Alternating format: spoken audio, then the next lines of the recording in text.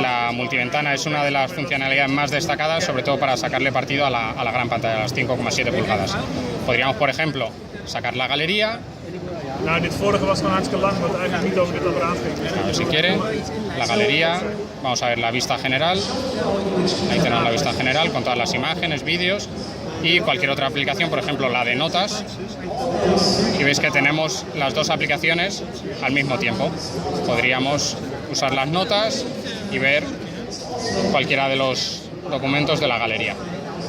Tanto es así que podemos incluso interactuar con ellas.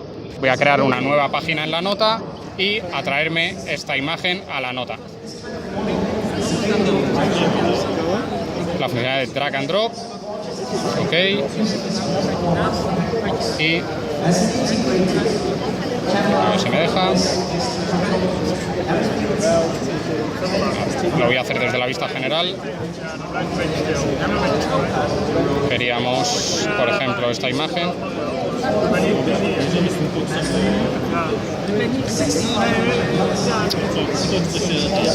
Ok. Y cómo la insertamos en la nota. Ahora, por ejemplo, podríamos tomar anotaciones en ello y lo que quisiéramos con este formato.